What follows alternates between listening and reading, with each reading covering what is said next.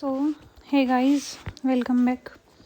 हमारा next chapter है संविधान निर्माण। जो हमारा कॉन्स्टिट्यूशन फॉर्म हुआ है वो कैसे फॉर्म हुआ है, तो देखें 1895 में जो हमारा स्वराज विधेयक था वो लेके आए थे हमारे बाल गंगाधर तिलक। एक क्वेश्चन ये भी पूछा जा सकता है कि बाल गंगाधर तिलक का नारा क्या था, या फिर ये वाला नारा किसका था, स्वराज मेरा जन्मसिद्ध अधिकार है, मैं इसे लेकर रहूँगा। तो आप याद रख सकते हैं कि इसका आंसर आएगा बाल गंगाधर तिलक। सबसे पहले 1895 में बाल गंगाधर तिलक ने संविधान सभा के सिद्धांत का वर्णन करा था। सबसे पहले संविधान सभा के लिए सिद्धांत का वर्णन किसने किया था? 1895 में हमारे बाल गंगाधर तिलक ने, जो वो अपना स्वराज विधेयक लेके आए थे उसमें। उसके बाद 1928 में जो नेहरू रिपोर्ट प्रस्तुत करी गई थी उसमें जो संविधान सभा की मांग करी थी, जो ड्राफ्टिंग कमेटी के अध्यक्ष थे वो कौन थे? हमारे मोतीलाल नेहरू, जो कि कांग्रेस के मेंबर थे। मोतीलाल नेहरू फादर थे जवाहरलाल नेहरू के, जिनको ना पता उनके लिए।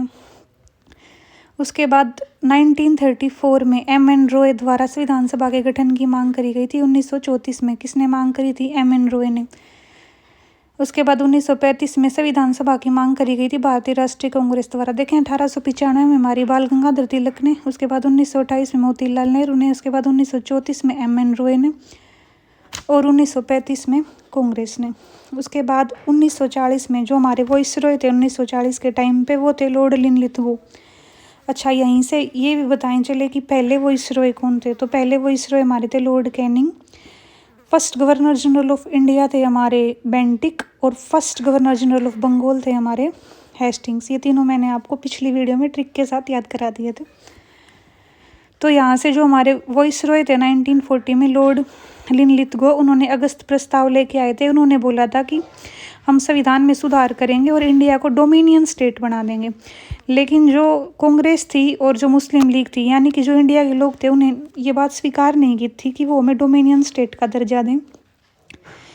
इसलिए जो संविधान सभा की मांग थी उसको तो उन्होंने अस्वीकार किया था, लेकिन डोमिनियन स्टेट और सुधार का वादा करा था।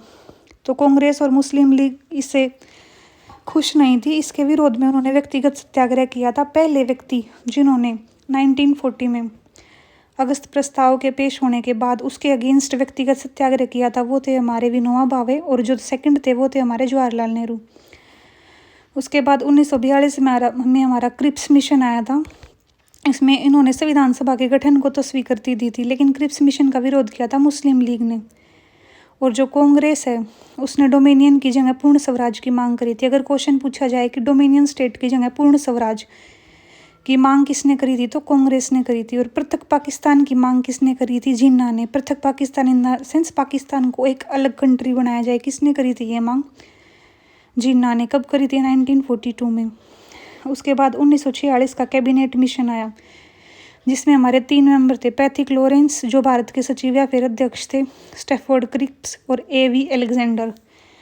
जो हमारे क्रिप्स थे वो व्यापार बोर्ड के, और जो अलेक्जेंडर थे वो नौसेना बोर्ड के अध्यक्ष थे। उन तीनों ने मिलकर क्रिप्स मिशन पेश किया था, जिसे कांग्रेस और मुस्लिम लीग दोनों ने स्वीकार करा था। उसमें उन्होंने संविधान सभा के गठन की बात करी थी।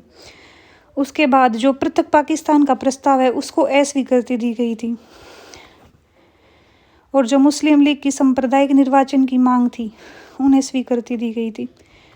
कौन से एक्ट से? 1946 से। कैबिनेट मिशन 3 सदस्य याद रखेंगे, पैथिक लॉरेंस, क्रिप्स और अलेक्जेंडर।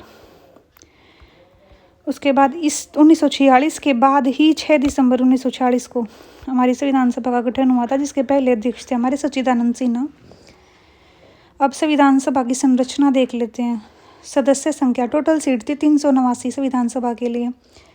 संविधान सभा का गठन क्यों हुआ था? कॉन्स्टिट्यूशन को बनाने के लिए, संविधान को बनाने के लिए। इसमें हमारे एक तो थे सदस्य, टोटल 389 सदस्य थे, 389, जिसमें से 296 तो हमारे निर्वाचित थे जो इलेक्शन से आ रहे थे, और 93 हमारे नामित थे जो देसी रियासत थी उनसे चूज होके आ रहे थे। इस 296 में से जो 4 थे वो तो हमारे थे कमिश्नरीज के, ABCD कमिश्नरीज के लिए ट्रिक है। और जो 292 थे वो थे जो गवर्नर, जिन प्रदेश के ऊपर गवर्नर वाला रूल था वहाँ से 292 + 4, 296 जो थे वो निर्वाचित थे, और 93 देसी जो रियासतें थी उनसे नामित थे। उसके बाद देशी रियासत से जो आते थे वो नामित थे, ब्रिटिश प्रांत से निर्वाचित थे, और अप्रत्यक्ष निर्वाचन होता था पर 10 लाख पे 10 लाख पे एक प्रतिनिधि आता था। उसके बाद सभी वर्ग इसमें शामिल थे। एक और अगर क्वेश्चन पूछा जाए कि महात्मा गांधी संविधान सभा के अध्यक्ष थे, सदस्य थे या नहीं थे, तो आपके महात्मा गांधी और जिन्ना ये दोनों ही बहुत महत्वपूर्ण व्यक्ति हैं और ये दोनों ही संविधान सभा के सदस्य नहीं थे। उसके बाद हमारे संविधान सभा के लिए प्रथम चुनाव हुए थे अगस्त या फिर जुलाई 1946। इसमें से जो भी ऑप्शन में हो आप उसके अकॉर्डिंग जाएंगे। तब परिणाम आया 296 सीट्स के लिए इलेक्शन हुए थे, क्योंकि बाकी तो क्या थी, बाकी तो हमारी देसी रियासतें थी 93, तो 296 सीट पे इलेक्शन हुए थे, जिसमें से 208 जीती थी कांग्रेस ने, 73 हमारे मुस्लिम लीग ने और 15 अन्य, यानी कि जैसे अब जैसे होती हैं अन्य जो किसी भी पार्टी के लिए नहीं लड़ते, उन्होंने जीती थी। तो यहाँ से फिर उसके बाद पाकिस्तान विभाजन के बाद कितनी सीटें बची हैं, ये भी क्वेश्चन बहुत इंपॉर्टेंट और ये आता है कि पाकिस्तान के अलग होने के बाद हमारे पास संविधान सभा में कितनी सीट्स बची थी। तो 299 सीट्स बची थी हमारे पास। और मुस्लिम लीग ने कितनी जीती थी, 73 जीती थी। कांग्रेस ने 208 जीती थी आउट ऑफ 296 और 15 जीती थी अन्य ने। उसके बाद मोस्ट रिपीटेड क्वेश्चन अबाउट संविधान सभा की बैठक। पहली संसद क्या है हमारी, संविधान सभा है। प्रथम बैठक कब हुई थी, 9 दिसंबर 1940 में, 9 दिसंबर और 11 दिसंबर को हुई थी, जिसमें 211 सदस्य उपस्थित थे। अस्थायी अध्यक्ष बनाया गया था डॉक्टर सच्चिदानंद सिन्हा को और स्थायी बने थे राजेंद्र प्रसाद। 9 दिसंबर वाली जो बैठक थी उसमें सच्चिदानंद सिन्हा अध्यक्ष थे। 11 दिसंबर को हमारे राजेंद्र प्रसाद जो स्थायी अध्यक्ष बना दिया गया था। सच्चिदानंद सिन्हा जो थे वो बहुत एज्ड पर्सन थे, इसलिए स्थायी अध्यक्ष भी राजेंद्र प्रसाद को बनाया गया था। उपाध्यक्ष थे HC मुखर्जी। हम कैसे याद करेंगे, उपाध्यक्ष, उप व्यक्ति जो हैं वो अपना मुख ढक के रखते हैं, ये जस्ट एक ट्रिक है, कोई दिल पे मत लेना। तो उपाध्यक्ष मुखर्जी, HC मुखर्जी। संवैधानिक सलाहकार है हमारे VN राव। राय कौन देगा, राव देगा। तो संवैधानिक सलाहकार, सलाह कौन देगा, राव, VN राव हो जाएंगे। उसके बाद मुख्य कार्य क्या था इनका, संविधान का निर्माण करना। कुल टोटल 11 अधिवेशन हुए थे, 165 दिन तक चले थे संविधान सभा में। पहला सत्र जो चला था वो चला था 9 से लेकर 23 दिसंबर 1946 तक।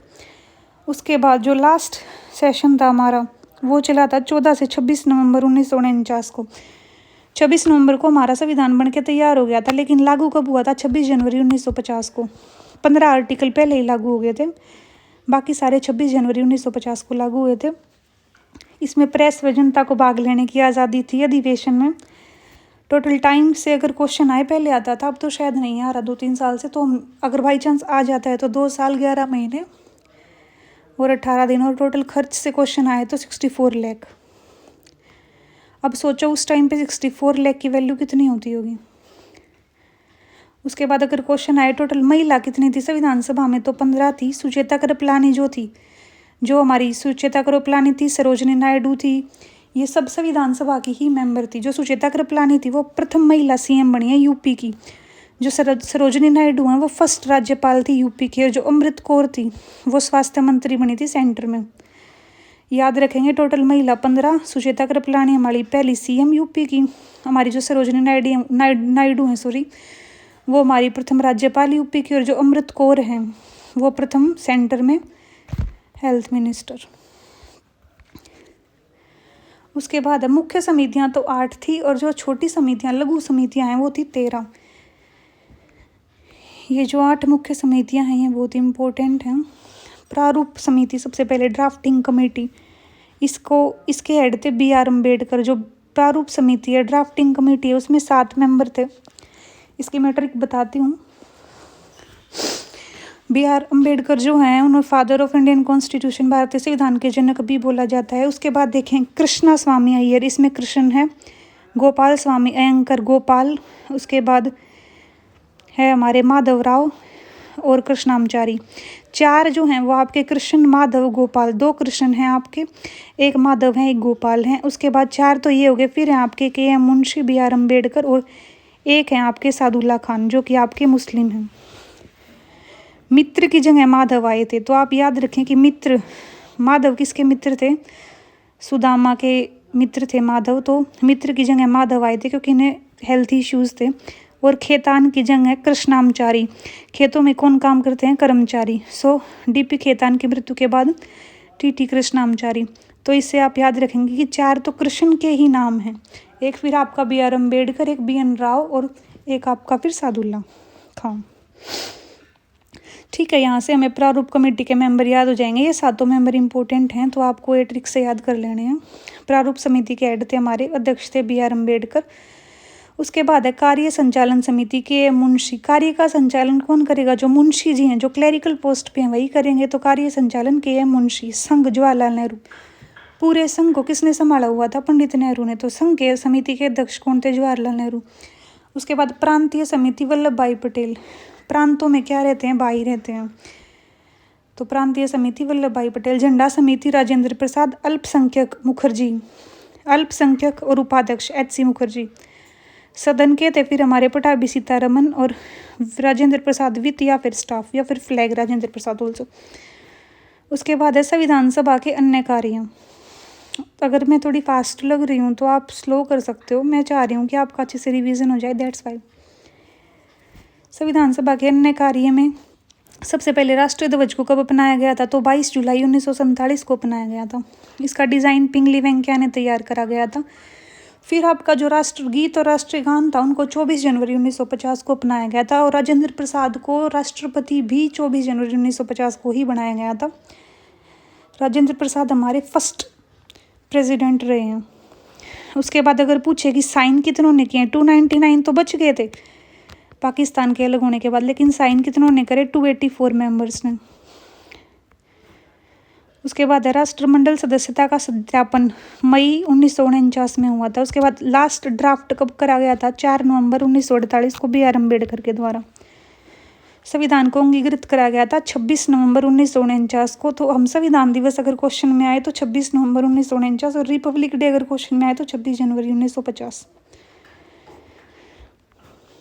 अब ये 26 नवंबर को अगर तैयार हो गया था तो ये 26 जनवरी 1950 को क्यों लागू किया? क्योंकि उस दिन लाहौर अधिवेशन 1929 में पूर्ण स्वराज दिवस मनाया गया था 26 जनवरी 1930 में। तो उस डेट को याद रखने के लिए 26 जनवरी 1950 को लागू किया गया था। इसका प्रतीक चिन्ह था हाथी। अगर क्वेश्चन आए कि संविधान सभा का प्रतीक चिन्ह क्या था तो आप आंसर देंगे कि हाथी। उसके बाद है मूल संविधान के सुलेखककार कौन थे? रायजादा, प्रेम बिहारी नारायण रायजादा, जिन्होंने इंग्लिश में लिखा था। और वसंत कृष्ण वेद भी थे। सजावट करी थी नंदलाल बोस ने और राम मनोहर सिन्हा ने। देखो इसकी ट्रिक है, सजावट सजावट कैसी लगती है? मनोहर सीन लगता है सजावट के बाद, तो सजावट का राम मनोहर सिन्हा और नंदलाल बोस। जो बोस होते हैं वो क्या कराते हैं? सजावट कराते हैं। उसके बाद मूल संविधान के सुलेखककार लिखा किसने था? नारायण रायजादा ने, प्रेम बिहारी और वसंत कृष्ण वैद। लिखा का जाएगा, जो वैद होगा वही तो लिखा जाएगा, और प्रेम बिहारी नारायण रायजादा। उसके बाद है ये कुछ और हैं समितियाँ, प्रधानमंत्री मंत्रिमंडल, जैसे हमारे कार्यकारी परिषद के उपाध्यक्ष और विदेशी मामले पंडित नेहरू ने संभाल रखे थे। वल्लभ भाई पटेल हमारे गृह सूचना एवं प्रशासक थे। बलदेव सिंह रक्षा थे, इसमें से इम्पोर्टेंट हैं। फिर लियाकत अली खां हमारे वित्त मंत्री थे। व्यापार हमारा खाद्य एवं कृषि, ये सारे हमें याद करने पड़ेंगे। शिक्षा जैसे सी राजगोपालाचारी, इतने तो नहीं पूछे जाते, आप इन्हें एक बार पढ़ लेंगे, अगर बाई चांस क्वेश्चन आता है तो हम कर पाएँ। इसी के साथ हमने संविधान सभा के गठन के बारे में बात करी है, जो मेन मेंबर्स थे संविधान निर्माण में उनके बारे में बात करी है। तो यहाँ से ये टॉपिक भी आपका कंप्लीट हो जाता है। थोड़े से 5 मिनट के ब्रेक के बाद फिर हम नेक्स्ट टॉपिक पढ़ेंगे हमारा। Thank you.